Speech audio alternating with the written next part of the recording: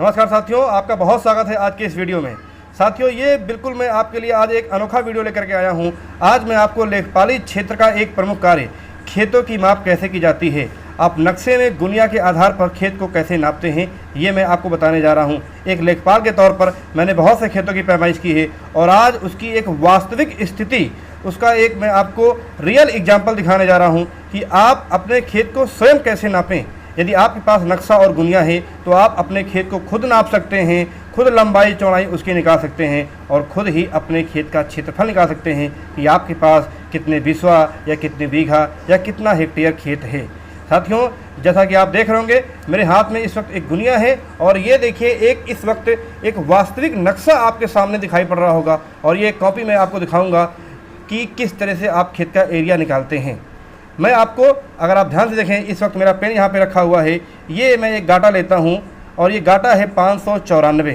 साथियों, नक्शे में हर एक खेत की आकृति दी होती है, वो चौकोर है या त्रिकोण है या वो वृत्ताकार है, ऊंचा नीचा है, हर तरह देखिए अगर आप यहाँ पर खेत बने हुए हैं और ये खेत गाटे नंबर से पहचाने जाते हैं। हर एक खेत का अपना नंबर होता है, उसे गाटा संख्या या गाटा नंबर कहते हैं। इस वक्त मैं गाटा नंबर 594 में को आपको दिखा रहा हूँ। नक्शे में सभी अंक हिंदी में लिखे होते हैं, तो हिंदी का ये 5, ये 9 और ये 4, यानी कि गाटा संख्या 594। मैं 594 को आज नाप करके इसकी लंबाई चौड़ाई और इसका एरिया कैसे निकालते हैं ये मैं आपको दिखाऊंगा। आप मेरे साथ बने रहिए वीडियो में और प्लीज़ मेरे चैनल को जरूर सब्सक्राइब कर लीजिए। मैं ऐसे ही अनोखे वीडियो और ऐसी ही अनोखी जानकारी आपके लिए लेकर के आऊँगा साथियों। तो आप बिना देर किए आइए, नक्शा आपके सामने और ये गुनिया, अगर आप गुनिया को देखेंगे साथियों तो ये छोटी गुनिया है, आप जो है बड़ी गुनिया का भी इस्तेमाल कर सकते हैं। और इस गुनिया में अगर आप देखेंगे तो खानों की बात की जाए तो देखिए मैं इस वक्त आपको दिखा रहा हूँ, ये देखिए गुनिया। इसके अगर खाने की बात की जाए तो देखिए एक तरफ इसके छोटे खाने और एक तरफ इसमें देखिए बड़े खाने हैं। ये इधर देखिए ऊपर की तरफ सघन खाने और नीचे की तरफ जो खाने हैं वो अपेक्षाकृत बड़े खाने हैं। जब भी खेतों को नापना होता है तो हम छोटे खानों की तरफ से खेत को नापेंगे। इन छोटे खानों की तरफ से खेत को नापा जाता है और ध्यान दीजिएगा, हर एक छोटा खाना अगर आप ध्यान से देखेंगे, ये एक बड़ी लाइन, ये दूसरी बड़ी लाइन, तीसरी बड़ी लाइन, 4, 5, 6, 7, 8, 9, 10, इस तरह से ये बड़ी 10 लाइनें हैं और ये इनके बीच में छोटे छोटे खाने बने हुए हैं। ये हर एक छोटा खाना 4 मीटर का होता है। अगर मैं बात करूँ यहाँ से लेकर के यहाँ तक, देखिए आप यहाँ से लेकर के यहाँ तक मैं बात करूँ तो इस बड़े खाने के बीच में 5 छोटे खाने हैं, 1, 2, 3, 4 और ये 5। तो और हर एक छोटा खाना 4 मीटर का, तो 5 खाने 4 पंचे 20 मीटर।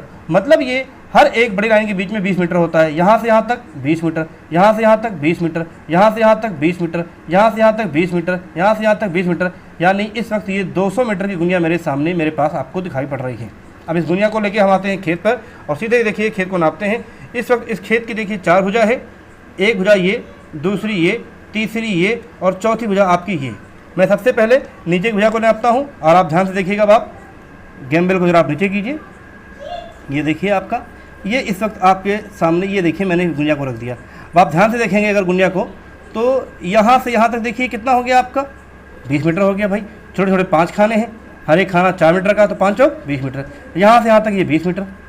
फिर देखिए आपका यहाँ से यहाँ तक भी आप पहुँच गए हैं, तो 20 और 20 40 मीटर हो गया आपका। अगर इसको आप जरीब में नापेंगे तो जरीब कितने मीटर की होती है, एक जरीब 20 मीटर की होती है, यानी यहाँ से यहाँ तक एक जरीब या और यहाँ से यहाँ तक आपका 2 जरीब 40 मीटर हो गया। अब 40 मीटर के बाद भी आप देखेंगे एक पूरा खाना है और उस पूरे खाने के बाद दूसरा खाना ठीक बीचों बीच में है, तो जो एक पूरा खाना है वो 4 मीटर का हो गया और जो अगला खाना ठीक बीचों बीच में है, 4 मीटर का खाना और ठीक बीचों बीच में, तो यानी 4 मीटर का आधा हो गया आपका 2 मीटर।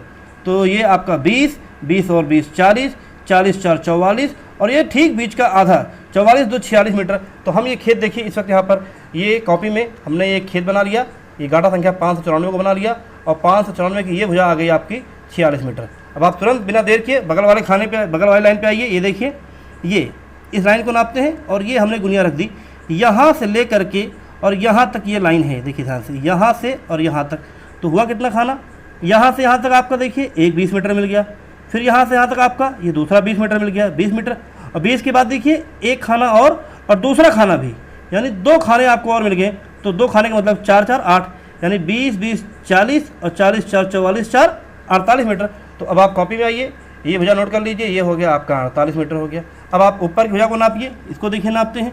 इसको जब आप नापेंगे ध्यान से देखिए तो यहाँ से यहाँ तक ये 20, यानी एक लाइन और ये 2 बड़ी लाइनें मिल गई आपको। यहाँ से यहाँ तक ये 20 हो गया और फिर यहाँ से यहाँ तक आपका ये हो गया 20 और, तो यहाँ से यहाँ तक हो गया 40 के बाद अगर आप ध्यान से देखेंगे तो एक खाना ये देखिए और है, ये एक खाना और है, यानी ये आपका 44 आ गया। तो इसको आप यहाँ पे रखेंगे, 44 मीटर की आपको मिल गई। और इस वक्त आप अंतिम भुजा को नाप लीजिए, ये भुजा मुझे नापनी है। अगर इस भुजा को नापेंगे हम, देखिए तो ध्यान से इसको हम ऐसे रखते हैं और यहाँ से लेकर के आपको ये देखिए ये ऐसे, ये आपको यहाँ से लेकर के आपको यहाँ तक नापना है। तो ये आपका, ये आप इसको इधर से ऐसे देखिए तो आपको ज़्यादा समझ में आएगा। इसको ऐसे रखते हैं, ये देखिए। अब आप देखिए कितना हो गया आपका, तो देखिए ये आपका आ गया 20 और ये आपका आ गया 20 40 40 4 44 और ये भी आपके पूरे के 2 खाने हैं, 44 4 48, यानी ये भुजा भी आपकी 48 मीटर की आ गई। तो ये हो गया आपका 48 मीटर। अब आपको भुजा चारों मिल गई, इसका एरिया निकाल लीजिए। एरिया निकालने के लिए लंबाई और चौड़ाई आपको मिल गई है, लंबाई गुणे चौड़ाई बराबर क्षेत्रफल होता है, आप जानते हैं। 48 और 48 यहाँ इस वक्त आमने सामने की भुजा बराबर है, तो एक भुजा का एवरेज आपको मिल गया 48 मीटर। दूसरी भुजा देखिए आप आमने सामने की, ये 44 और ये 46। अब इनमें अंतर है, एक 44 और एक 46, तो दोनों भुजाओं का एवरेज निकाल लीजिए। एवरेज का मतलब आप जानते हो, आप अगर आपने मैथ पढ़ी होगी, दोनों भुजाओं को जोड़ करके उसका आधा कर दीजिए। 44 और 46 जोड़ेंगे तो आ जाएगा 90 और 90 का आधा हो जाएगा 45, यानी एक का एवरेज मिला 48 और दूसरी का एवरेज मिला 45 मीटर मिला आपको ये। और वैसे भी 44 और 46 का एवरेज 45 ही होगा, 44 के और 46 के बीच की संख्या 45। अब इसका आप गुणा कर लेंगे, 48 गुणे 45, ये आप गुणा करेंगे तो ये आपका आएगा 2160 वर्ग मीटर। अभी आपने पैमाइश की थी मीटर में, तो ये आपका कितना आ गया वर्ग मीटर, यानी आपके खेत का जो एरिया है वो 2160 वर्ग मीटर आ गया।